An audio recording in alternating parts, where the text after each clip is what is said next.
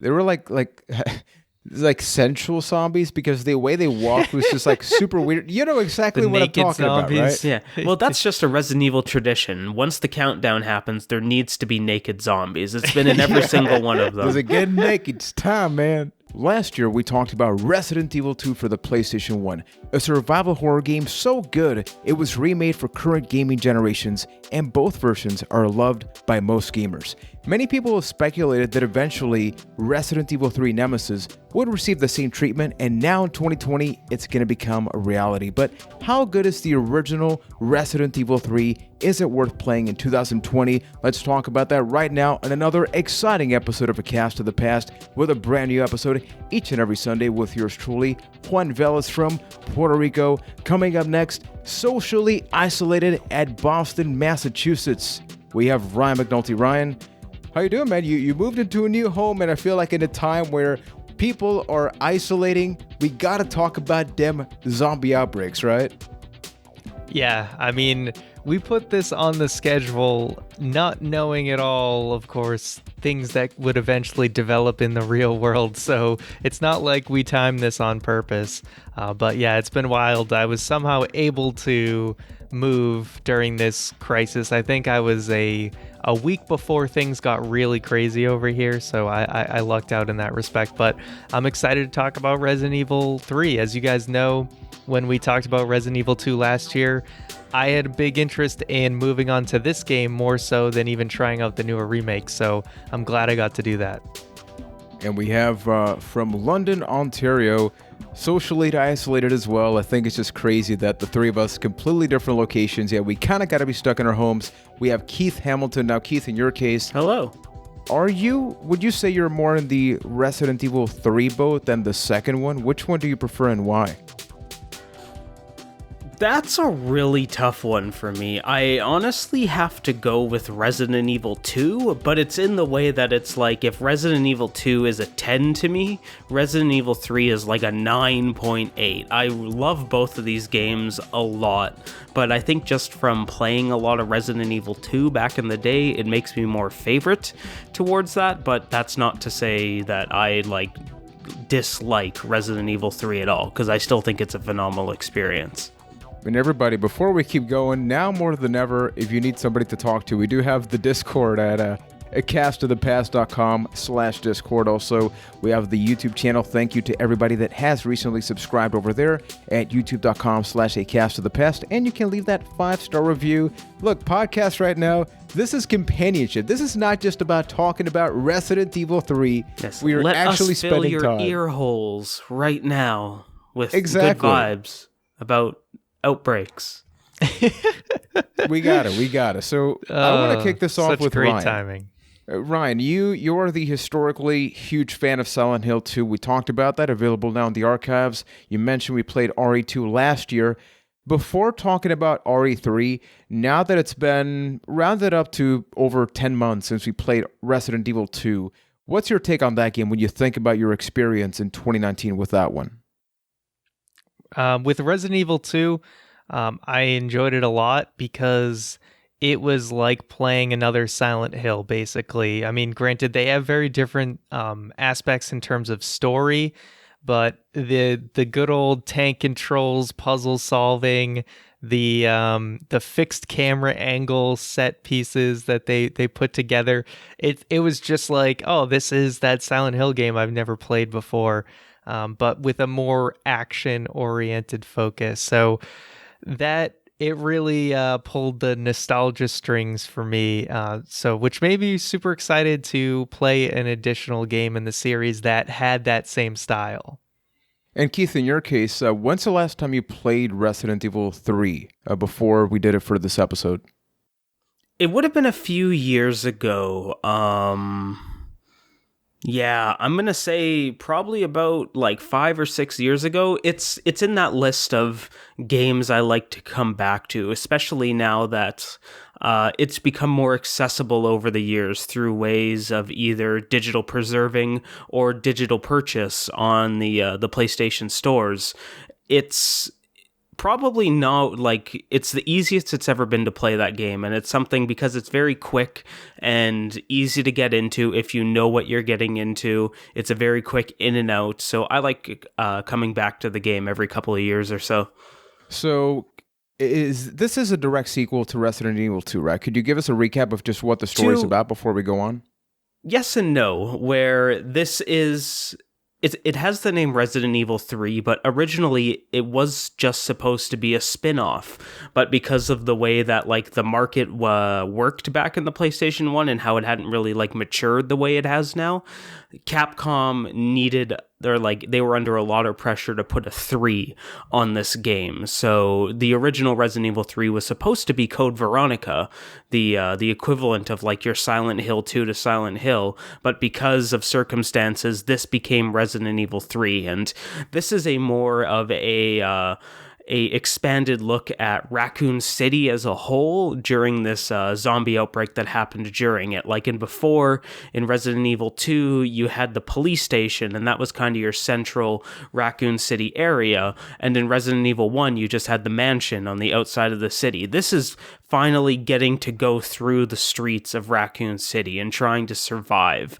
And as far as the story goes, the story is very confusing in the way that it takes place both before and after Resident Evil 2, with the first half of the game happening before Resident Evil 2, hence the reason why you go to the police station and Leon and Claire aren't there.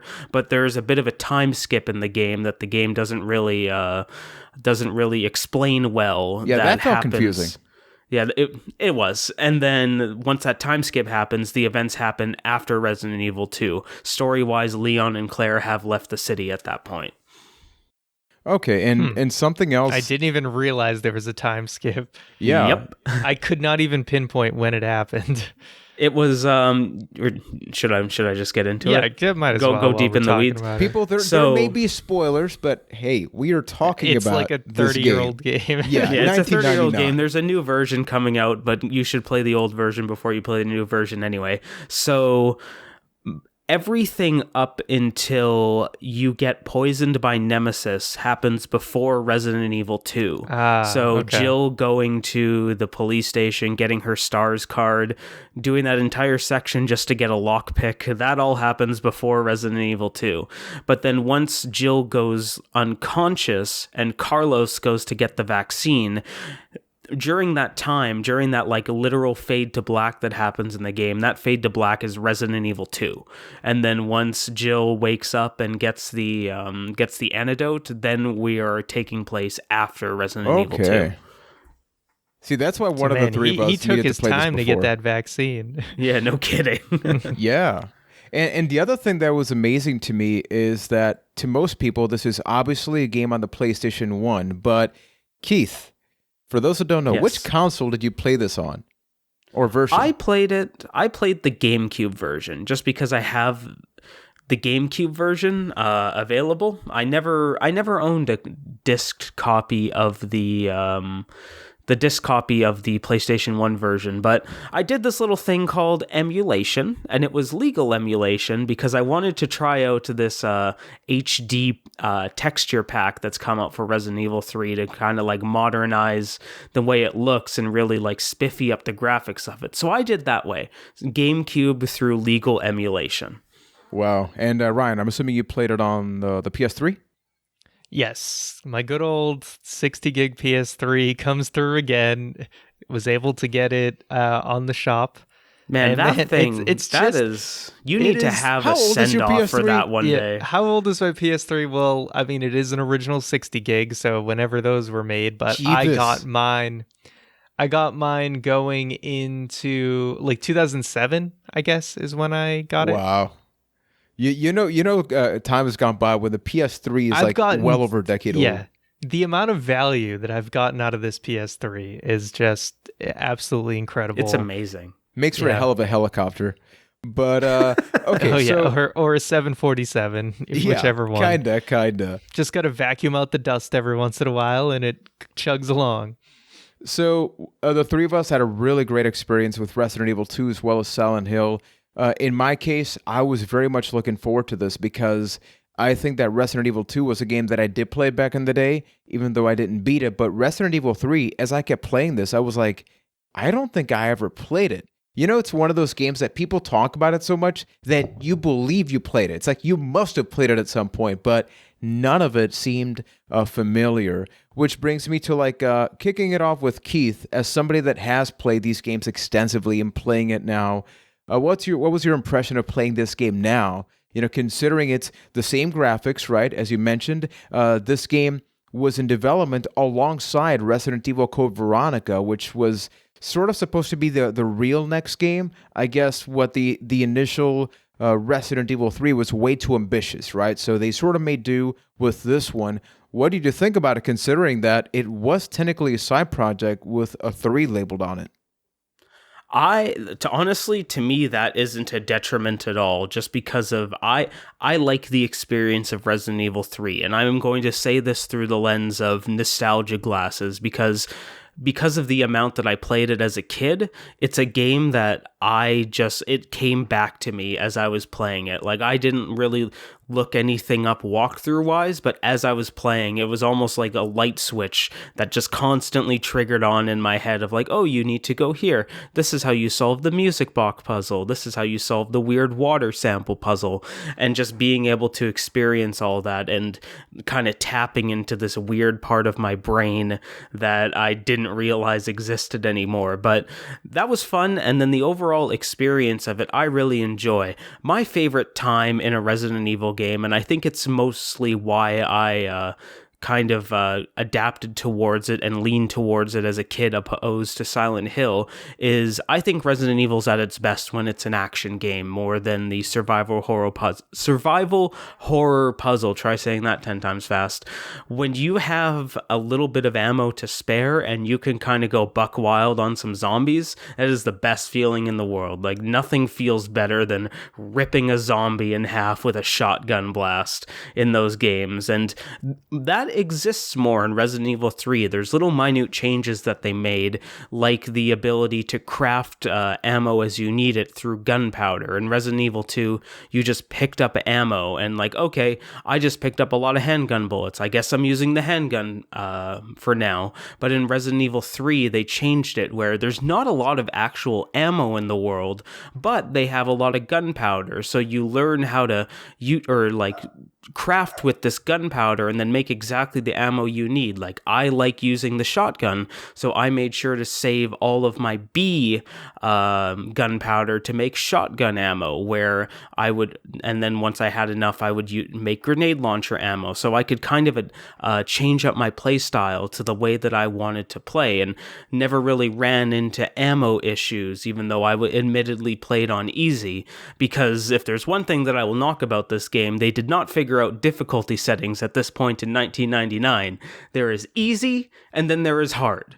There should be a dang middle ground in this game. You either feel like a punk, or you're like, I don't even want to approach this. There's no middle ground to it, and it felt weird. So I'm like, well, I guess I'm going to go on easy because I need to beat it for this episode, and never ran into any issues that way. But yeah, and now that I've gone long-winded, I enjoy the gameplay of Resident Evil 3. I will say thank God for the easy mode. Thank God for the easy mode. Now, I had my big struggles with Resident Evil 2. I didn't even finish the game in time originally, but then I did go and finish it later. But thank God for easy mode. They give you, your gas to the gills and ammo. You got everything you need. So you could enjoy playing, progressing through this story. But I agree with Keith. I mean, I think I would have tried normal mode had it been available. But I was like, okay, I'm still new to the old school Resident Evils and Resident Evil in general. Ain't no way I'm going to play hard mode. So Let's go with easy mode. And I think that really helped my enjoyment of the game. I did like this game a lot. I'm kind of the opposite of Keith, though, where the aspect that I really like about these games is figuring out, okay, now that I've got this tool, what was that area I couldn't access before, and what are the oh, I got the lockpick. I remember I checked that door earlier where it said when you're playing as Carlos, it's like, oh, a simple lock could open this, but you're not playing as Jill who has the lockpick, so you're like, okay, eventually when I get back to Jill, I know I can open that door. So the stuff where it keeps you thinking about what to do and where to go next. I definitely got tripped up a couple times where I admittedly would eventually look something up. I know there was something where there was this chain and a key, and you had to combine them to it wasn't like in very the clock obvious. tower. It wasn't, maybe there was something I missed that I was supposed to read, but I had no idea I was supposed to combine those because I think you used that key for like something else at some point. So Yeah. some of those things weren't obvious, but I felt for the most part they weren't too obscure with that, and I didn't find myself lost too much. Okay, but you would say that overall, did you enjoy it as much, less, or more than 2? As somebody that played 2 for the first time last year. It's really close, I would say, as far as my enjoyment. I would give the story. I would say Resident Evil 2 is a little bit stronger on the story, and I like the whole A scenario, B scenario dynamic, where if you play, you play them in a different order, like different things happen. It's tough to compete with that. I didn't think, because like kind of the signature thing of this game, I guess, besides Nemesis being like a jacked up version of Mr. X, is that they had those decisions to pick. It's almost But like QuickTime events before they were QuickTime events. And I'm sure Keith will give us a wealth of knowledge on this. How much of a difference does each scenario make? Because it felt like in certain scenarios it seemed like it was very minimal, but does it affect endings in any way? No, it's all extremely minimal. Some of it does affect endings. If you looked in some of the post-game stuff, there's like these slides that you unlock. I believe some of it affects there, but at the end of the day, it's basically, do you want to do this and then end up in this spot, or do you want to do that and end up in the exact same spot? There's very minimal change to them. Sometimes you might take like a little bit of a different path. Like the one that immediately comes to mind is there's a point where like a sinkhole happens in a parking lot, and and then you have the choice to either fall down or just get back up and dodge the crate. Yeah. If you get back up, you just move along. If you decide to jump down, you just move through a corridor, end up a screen backwards, and then just move along. It's a lot of stuff like that. It is very minimal. It is kind of QuickTime before QuickTime events were, but they didn't really have any impact behind them. It's just whatever. I lie. There's actually one that's pretty impactful and shaves off a lot of time, and that's the first one where like you first meet Nemesis, and if you choose to stay and fight him, there's an item that you can pick off of the guy that he just killed, Brad, and it saves you like 20 minutes of the game. You can pick up his stars card. Because I ran my ass away. Yeah, same. Yeah. So you know how you have to go like down that long corridor and get the stars card, get Jill's card? So if you stay and fight Nemesis, you can just get Brad's card and then just use that and then get the code and then head to the stars room and go away. Oh, wow. Well, nice. The more you know. We already beat the game, though, so that doesn't really change that much. But in my case, I had a really fun time with this game. What surprised me so much is that you take the same engine, right? Visually, it looks, it acts, it feels like Resident Evil 2, but the tone of this game is dramatically different. The fact that it does feel like an action game. And I know this is going to be very controversial, but as somebody that just played Resident Evil 6, I've been playing other Resident Evil games of the modern generation. I thought that this game was very much an action game with everything else secondary. Now, I think it definitely still had the puzzle elements. I got lost often, right? It's like you got to think about, oh, well, do I move this battery first or this one second, or do I move a ladder? Like there's a lot of questions, but I was so surprised that this game is shorter. Like at least for me, it took 7 hours, but I thought it had very little downtime, and it was on purpose, right? And I think that's where you got to talk about Nemesis. The fact that not only is his name in the game, I think he is the game changer, no pun intended, where anytime the game can be slow, he shows up. And the fact that he doesn't walk around. I mean, he is faster than you. He can easily kill you. The three of us, we played on easy, and I died multiple times because I was just like, can you let me breathe? He's cheap as hell. Yeah. He knocks BS. you down. He jumps right over you, chokes you, picks you up again, throws you. When you're down again, chokes you, picks you up, throws you. You have no chance. Like, I thought in the trolley car that you had to fight him. And I was like, hell no. And eventually I figured out you could just run away. So basically until like the very end of the game, just run your ass away unless you're a pro at this. Mm-hmm. And it's the best way to go about it because he is no joke. I hate Nemesis. Is there any advantage to taking him down each time? Yes, on hard mode. The way that they gate weapon upgrades is by taking Nemesis down. So there are certain points in the game where if you choose to fight Nemesis, then his body drops gun upgrades that are only exclusive on hard mode. The easiest way, or on easy, just run away because there's nothing there for you. But as you move up in difficulty, then there's more incentive to fight Nemesis. But he's harder there, and at the same time, that incentive is kind of thrown away because the upgrade versus the stress that you're putting on yourself for going against that black trench coat of dog crap is just not worth it. So what would you guys say is the biggest difference that you did like? We talked about the pacing. I think what you mentioned, Keith, is the gunpowder makes a huge difference because it does give you control, other than, well, maybe you have 100 handgun bullets, which we totally did because we played it on easy, but you get to choose what you want to have, right? It gets confusing. You got to, combine 1 and 2 to get this, and then combine even more. But what was the main change that you did enjoy? Well, first of all, on the gunpowder thing, where do they tell you about that? There's a file in the game that Who reads files? Yeah, I read them I kind of skim through them, so I probably miss big details, but certain ones do help you solve puzzles and stuff.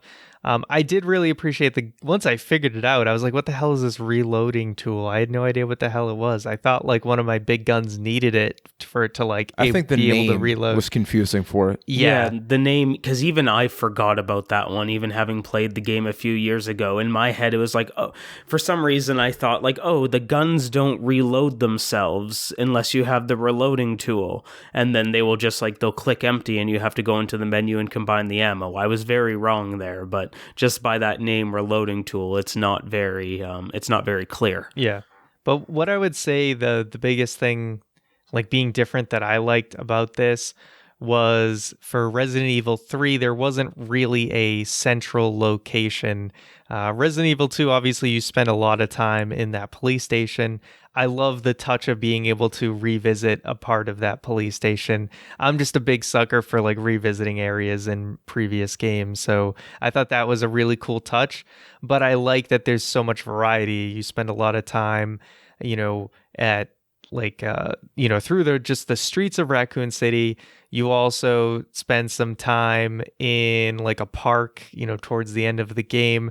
And then, I figured like the clock tower was going to be this big section of the game, but it's actually relatively short. But it's kind of like somewhat of a mansion like place. So I guess you kind of get a little bit of a piece of like the previous game's kind of settings, and as well as some new areas. So I appreciated that I never felt like any place outstayed its welcome for where you were. Agreed. And that with the aspect of Nemesis kind of constantly following you, there's not a lot of downtime in this game, just because even on screens that you think you've cleared, all of a sudden that music hits and boom, you're going against Nemesis and he is on a quest to beat your ass. Oh, you think you have Nemesis figured out? Here's a rocket launcher. Why does he have a rocket launcher? I don't know, but he's going to shoot it at you. And then just the element of Nemesis. Kind of better.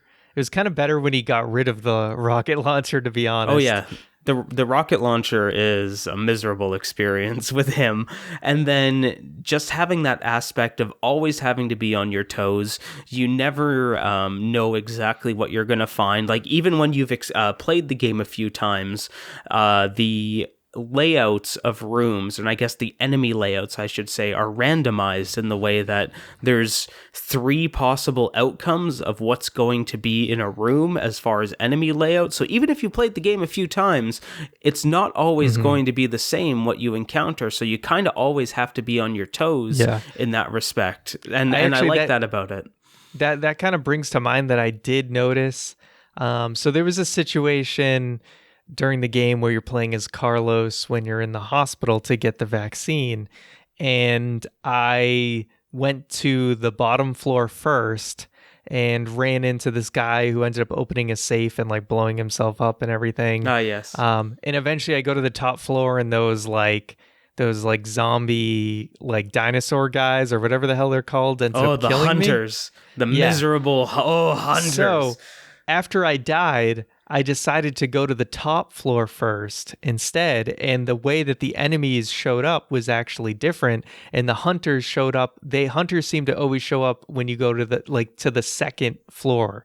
Like if you go, that's up exactly first, an example of that. Yeah, if you go up first, they'll be at the bottom floor. If you go down first, they'll be on the top floor. And the enemies in the rooms were also a little bit different. So I thought that was cool, and also the way the characters showed up was a little bit different too. You end up running into was it like Nikolai?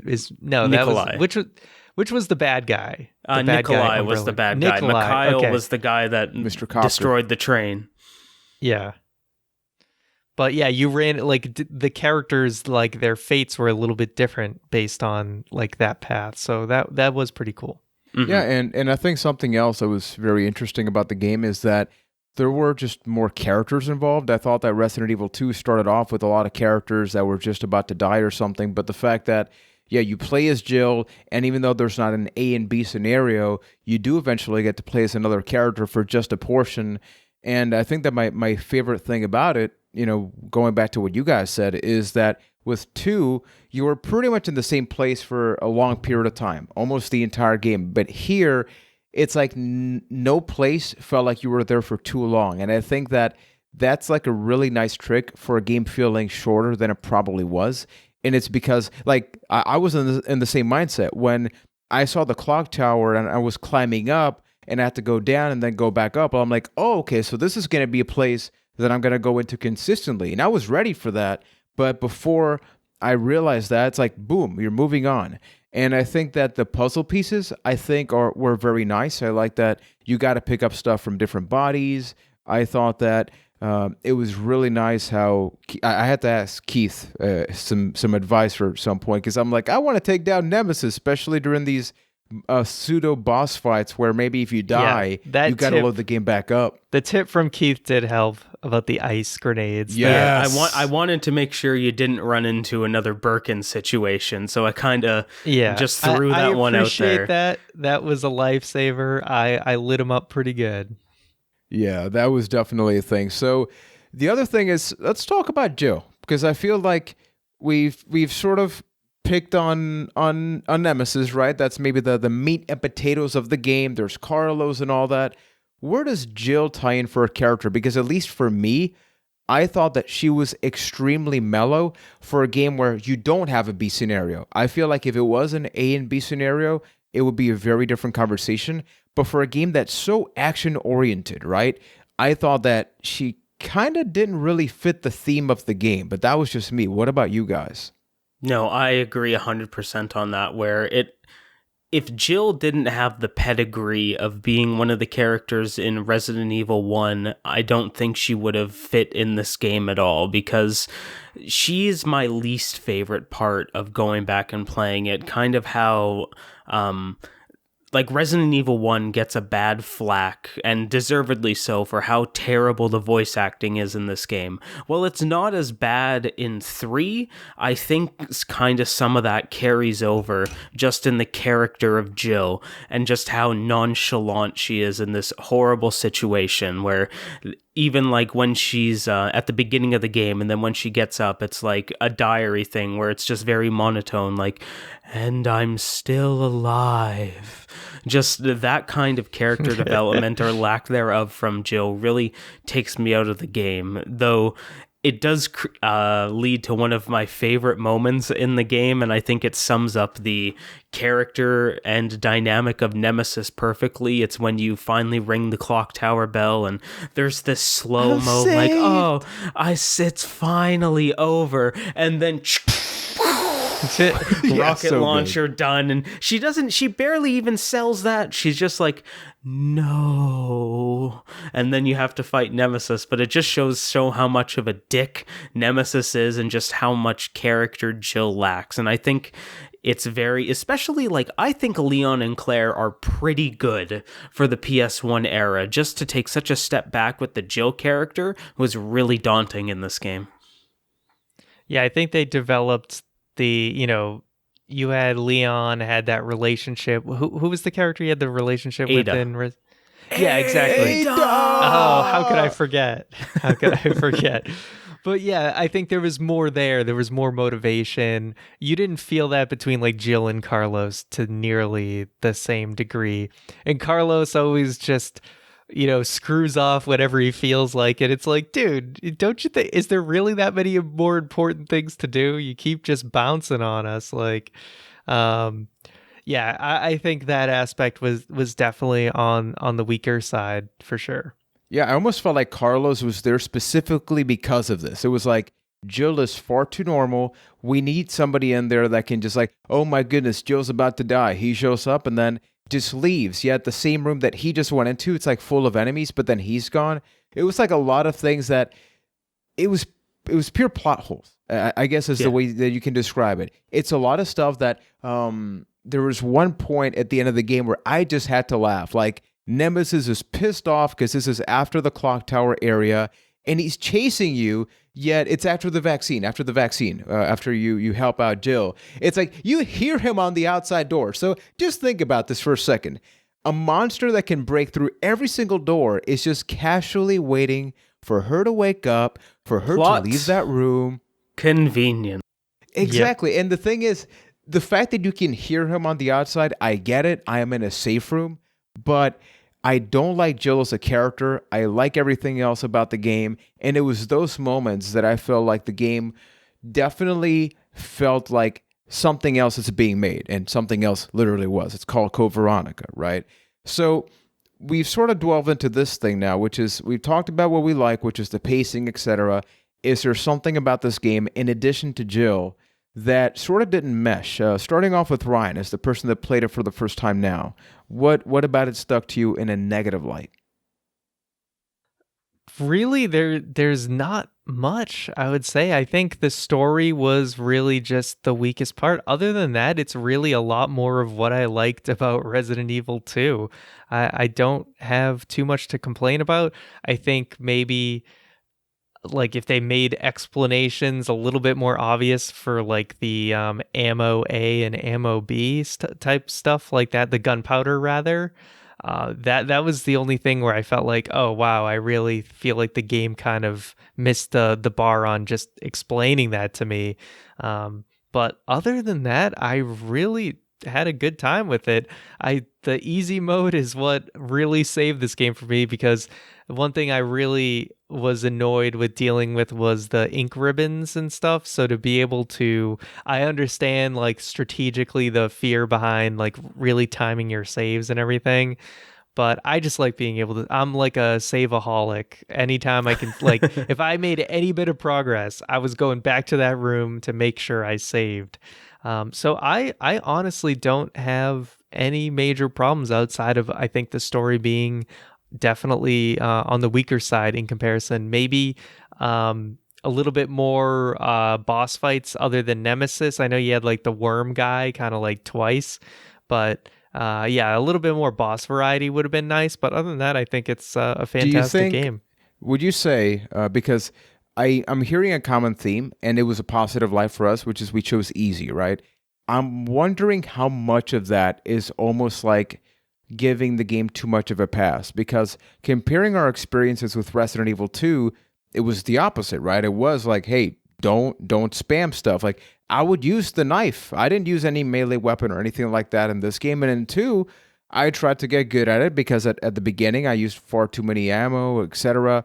So at what point would you guys say, if maybe you didn't get the Magnum at the beginning, maybe you didn't get the shotgun, maybe you didn't get the assault rifle, maybe you didn't get over 100 bullets? I'd probably be a lot more frustrated.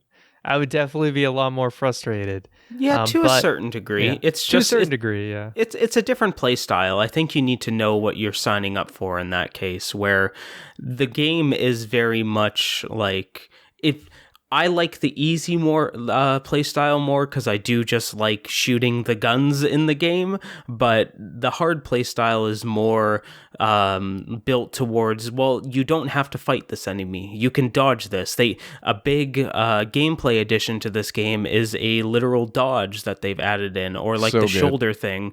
I know, it's so good. Like, you're incentivized to survive more than if you were playing on easy and have this ammo. So you could also pivot. Was that a thing you couldn't do in Resident Evil 2? It was like hold the gun down and stay there. Yeah, I think that was new to this one as well. Because now you can go like left and right as you're shooting if you need to. And even that feeling doesn't last all that long. You just have to be a little more strategic, especially about your gunpowder choices, because you get the shotgun. If you know where you're going, you get the shotgun in like the first 20 minutes of the game. You're not ammo starved. You just have to be a little more ammo conscious. So yes, I think we personally are giving the game that are like a little bit of a pass because of it, but I don't think it's to the point that our experience would be any less if we had gone that route.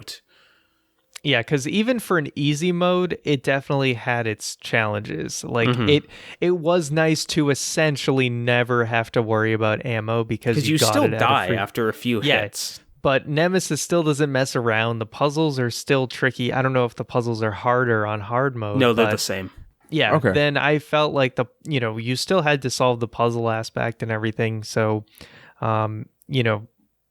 I think the easy mode, it wasn't like, oh, you just blow through the game and felt like it wasn't a challenge. Yes, it was a much smoother ride for me than Resident Evil 2, but that's also, Resident Evil 2 was my first time playing, a Resident Evil game in that style. So, I had that experience coupled with the easy mode. So it made for a much smoother experience than Resident Evil 2, just for those two aspects.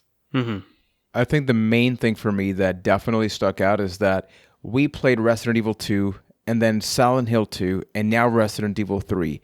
And playing this game, and I was on the Discord yesterday with Keith, just sort of preparing for this episode, and I was like, why is it that with Silent Hill 2, that game arguably had a lot more backtracking? I think that game was definitely like, go back and forth, and there's not a lot happening in between.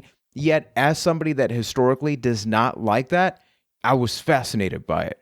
Whereas with this game, and I was talking about this with you guys, I felt like I had to sort of, let's put it this way, if it was not for the podcast, my patience was definitely wearing thin, especially if I died at some point or something and I forgot to save, because I had to figure out that I needed to use the lockpick at the damn near end part of the game to open a door, little things like that. And I think my biggest reason that I felt so differently is that Resident Evil, especially 3 for me, feels like a roller coaster ride.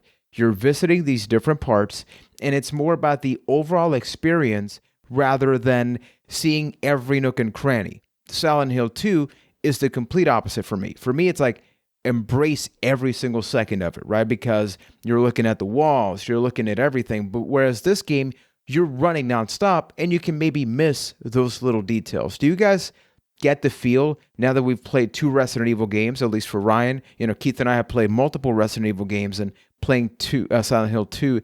Do you get the main differences? And I think for me, this is like the main reason people always say like Star Wars versus Star Trek, right? People say, and I'm not saying this is what I'm saying.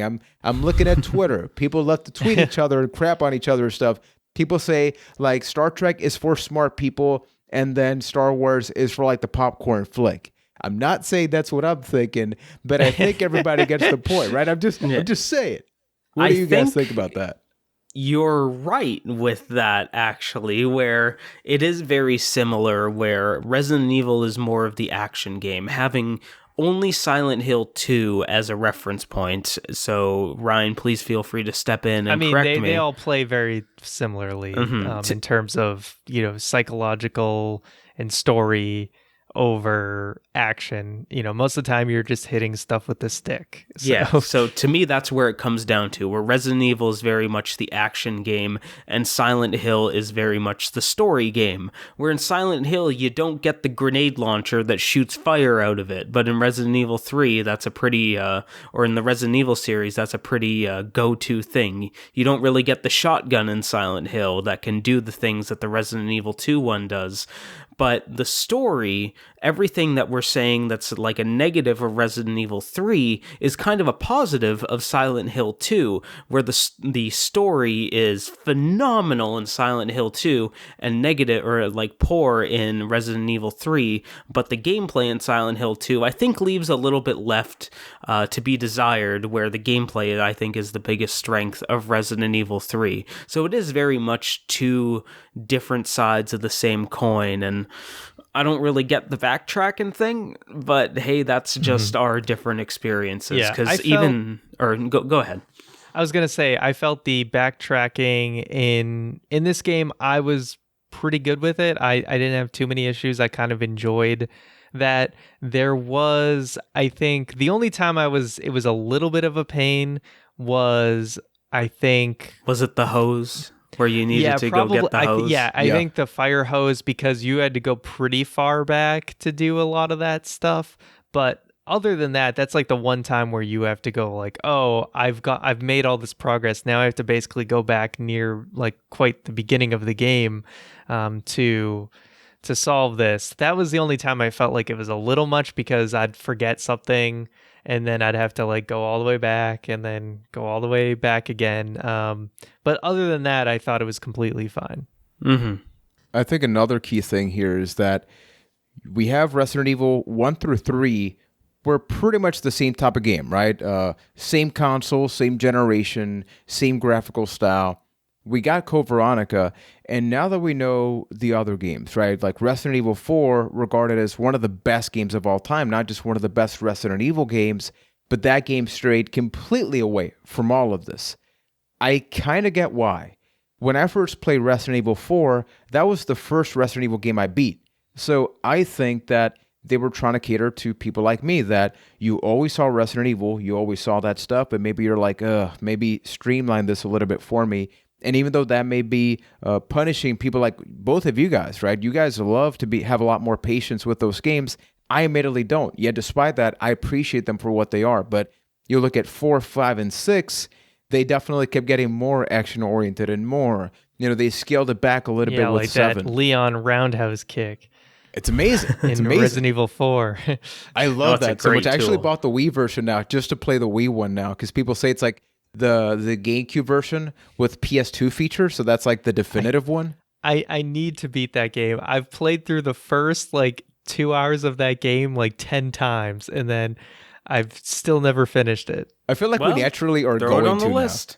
Yeah, I mean, we've done a Resident Evil game a year now, so why not? But yeah, we got to do. Yeah, we could just like we'll do an annual Zelda, an annual maybe Silent Hill game as well. Well, I mean, we've been doing it to coincide with the remake, so they just need to keep remaking this stuff, and then we'll just keep playing. If we go by that, they have made what's Evil next? 4. Is it Code Veronica then? Yeah, Code Veronica's the next one. Yeah, that would be awesome.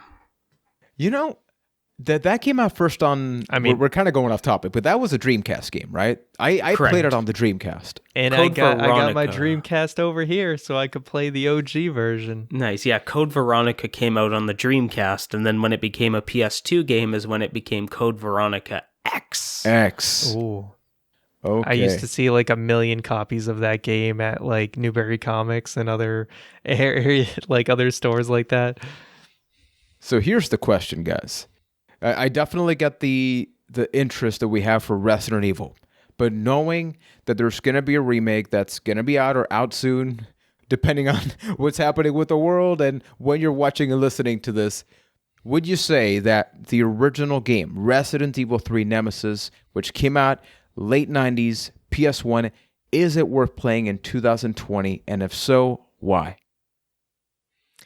I definitely think it is. I'm just, like I said, I'm a big fan of this style of game, these old school kind of PS1 games, just with the Silent Hill background. Like, I think those games are still worth playing. So absolutely, I think, 2 and 3, the originals are worth playing in their own right. Because I know they've made a lot of changes, based on the footage I saw of the RE2 remake. So, some of that you may not, get in, there's give and take with the two versions. Obviously, the remakes are way more action packed, and you've got like full 3D. The graphics are, incredible. But I think there's just something, I don't know, there's just something about PS1 horror games that there's a mystique to them. I don't know how to explain it. Like, the crappy graphics almost enhances it. I don't know what else to say. I think there's something about the clunkiness. Yeah, totally. It feels very much of a time and place. It's like a relic of the late 90s and it takes you back. It really does. And I think it's because you don't get tank control games anymore. And even when some games say, oh, we're going retro style, we got some of them tank controls, they definitely did smooth them out. And I think that challenge, and I think we talked about that in the original Resident Evil 2 review we did, I think that's kind of the thing. Keith, in your case, how many times would you say you've beaten this game? I'd say about 10 or so. It's a lot of like burst play where I would beat it 2 or 3 times in a row, because we hadn't even touched on this yet, but once you beat the game, there's a new mode that unlocks that originally it started in Resident Evil 3, the Mercenaries mode, where it really takes that action portion of the game and really turns it up, because now all of a sudden it's like, okay, you've got this loadout, now you want to earn as many points with the ammo that you have and kill as many things and get points, and then once you get enough points you can spend them in a shop and unlock unlimited ammo weapons for the main game. So if you play enough Mercenaries, you can get things like an unlimited ammo Magnum to go back and beat as Jill. So it was very much like, do what I can, play through it again after doing a bunch of Mercenaries, and then I just have a ton of guns and go wild with it. And I'd beat it like 2 or 3 times in a row with that, just from enjoying the action of it. Nice.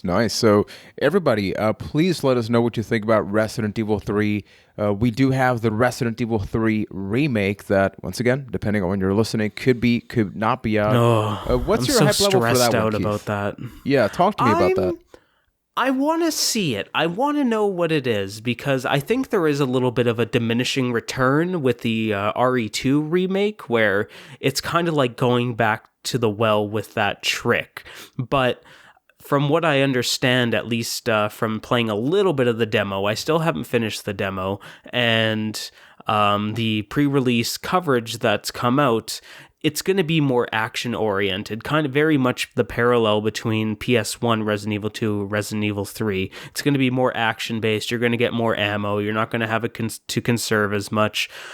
But going through this was a very friendly reminder of just how much of a nightmare Nemesis is. I can't imagine it's going to be any better in this remake. They've been going around saying, like, Nemesis makes Mr. X look like a punk. And from playing the Resident Evil 2 remake, Mr. X is no punk. And then just on top of that... Did you say there was the rumor about the safe rooms or whatever? Yeah, that's fake, though. That turned out to be fake. That was fake. Safe rooms are still safe. But just on the combination of that, and then seeing how much of the enemy variant from Resident Evil 3 comes forward, like, as an example, the Licker versus the Hunter, where the Licker in Resident Evil 2 has weaknesses. It's blind, so if you don't make noise, you can avoid the Licker. In the remake, that thing, you wanted to avoid Lickers because they were very, very difficult to kill. Hunters don't have these weaknesses, and Hunters are scary as all hell. They cut your head off. They chop your damn head off. Yeah, so I don't... I'm curious, but I'm also afraid of what these new hunters look like, because just even the thought of that terrifies me. So I want to see it, but I don't know if I have the balls to go through with it. We're going to see what happens That there. being said, one thing Go ahead. that we haven't talked about, and I think what you're reacting to may address this. I don't know about you guys, but at least with Nemesis, aside from Nemesis and RE3, did you at any point feel actually scared or anxious about anything else? Because personally, I didn't. I thought that was pretty much it. And it does seem like with the remake, maybe they're saying like, oh, maybe it's not only action-oriented, we're going to make you crap yourself about everything else. Yeah, and I don't really feel that way just from playing the games again. Like, sometimes the hunters get to me because I've just been scarred by them. And when they do that leap, just that, like, small feeling of anxiety that comes through. And what were those other, like, liquor-like ones? Oh, the Bandersnatch? No, that's not the Bandersnatch. I don't remember what they're called, but they also were like pieces spider, of crap. like, well, not spiders, because there were regular spiders, but they were in where that you put the battery into that lift room or whatever. Yeah. Like, you know what I'm talking about? And Yeah, those I know weird which ones you're zombies talking at the about. end. They were like sensual zombies because the way they walked was just like super weird. You know exactly The what I'm naked talking about, zombies. right? Yeah, well, that's just a Resident Evil tradition. Once the countdown happens, there needs to be naked zombies. It's been in every single one of them. Does it get naked? It's time, man. And with that being said, I think we have talked enough. It's naked time. Well, I think there's one topic here that I did want to definitely get Keith's take on that I think is relevant that you missed on the agenda, and that is Nemesis versus Mr. X. True. What is your preference? I It's think not I who would know you do, where it Keith, lies. Okay. Yeah. Nemesis or Mr. X. You got to Are choose we doing one. an MFK, a Mary F. Kill on Nemesis and Mr. Jill X? Valentine, Nemesis, Mr. X, go. I think I would marry Mr. X.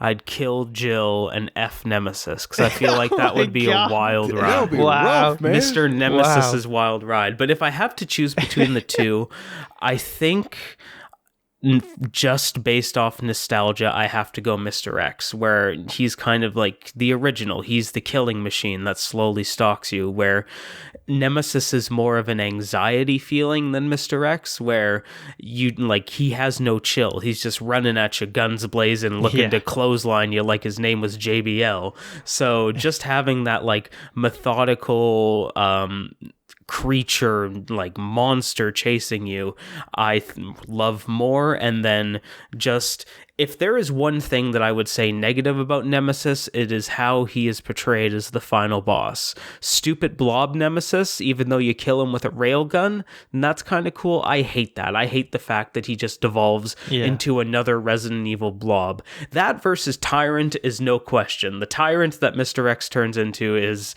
one of the coolest things in video game history, so I have to give it all to Mr. X. Yeah, the blob was a little disappointing. I gotta say, like Mr. X, it seemed like, oh, this is this cool idea. He feels special because he's only in like the second half of the game, and he has like this mystique to him. He's methodical. Yeah, he's methodical and he's mysterious and he's creepy. And then it just felt like Resident Evil 3. It was just like, hey kids, you remember Mr. X? Well, this is Nemesis. He's way better. He chases you down. He has no chill. He's just going to beat the shit out of you. Like, it seemed like they were like, oh, that's a great idea. Now we're just going to like turn it up to the nth degree. And I think a little bit of it is lost there. Yeah. But yeah, I think they were just like, oh, remember that really cool part about Resident Evil 2? We're going to do that the whole game now. Yep. Pretty much. And to conclude, I think that the way the game actually ended was a little lackluster, to the point, not just with Mr. X, I think the whole experience with how you're saved, and I felt like it was missing something. It didn't have closure. It definitely felt like, hey, this is sort of tying in some things with Resident Evil 2. Not really. It's all depending on how you look at it. Ryan, in your case, did you think that Resident Evil 3 had a satisfactory conclusion? Yeah, I think the ending was a little meh. And I was also trying to figure out what the hell was going on, because I blasted the living shit out of him, and then he just kept hiding in that corner, and I didn't realize I had to put the rest of the batteries back until like the last second. Oh, yeah.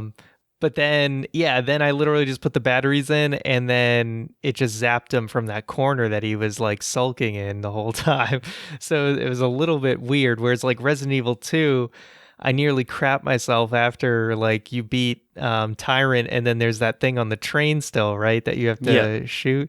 So I was like, I thought it was over, and then I'm like, oh crap, because I had like no health left. So I was freaking out, and so it's much more like exciting and like way more levels of like the ending just had way more going on before it finally concluded compared to Resident Evil 3, which feels like it just kind of ends. Totally, yeah. It just kind of ends. Here's a weird little nod to Resident Evil 1 and one of your partners in there, and then the game just kind of ends. Keith, I need to say something. Okay. I don't think the next game, based on everything we've talked about Resident Evil, we're gonna let this marinate, but I'm speaking words right now. I'm just gonna say it. The next game that we talk about should not be Code Veronica. It should be something where the three of us can experience it together. Yes. I was waiting. I was like, I think you'll get it. Yes, I agree. Because I think it's Resident Very Evil Outbreak. appropriate for what's going on in the world. Yeah. Let's play Outbreak. Yes, exactly. Resident Evil Outbreak, if we talk about it next year at some point, is a game that is a celebration in many ways of the first three Resident Evil games from a gameplay mechanic standpoint, where other games started to sort of evolve. I feel like Resident Evil Outbreak was the last hurrah for the people that like the more traditional format, but you could play it online with up to 4 players. And I think it would be interesting. You know, Ryan loves his puzzle pieces and all that stuff. That game was Puzzle Piece the game. That game was about exactly exploring and identifying all that stuff. So I think us being able to experience this together would perhaps be a very fun thing. So everybody, please let us know, not just what you think about Resident Evil 3, but in general, which is your favorite Resident Evil game? I think that everybody has a different answer for damn good reasons. Some people out there like Dead Aim because they're a little weird. So if you enjoyed the podcast, please have a 5-star review on Stitcher, Apple Podcasts, all that good stuff. You can reach us on social media. I am Juan Velascourt. Ryan is the Ryan McNulty, and Keith is Hamilton by law. You can let him know why you love him. Why should people love you? Well, I mean, just look at me, or just listen to me, depending or on his what wealth version you're of listening Resident to. Evil knowledge. Yeah, ask me anything. Depending You can on ask how Keith about deep Star you Wars go. and Ari. Yeah, depending how deep you go, I might not have an answer, but ask me anything. Oh, man. I And don't with even that know being what to said, ask. we will be back with another exciting episode of A Cast To the Stars. No! Okay, guys, so we just finished recording this. I mean, we can't go anywhere because we're locked in. So what you guys doing this weekend? What am I doing this weekend? Oh, The Rise of Skywalker's on Disney Plus, so I'm gonna watch that again. What See about you, where Ryan? it ranks in that the latest C tier episode. movie or whatever we put it at. Spoilers.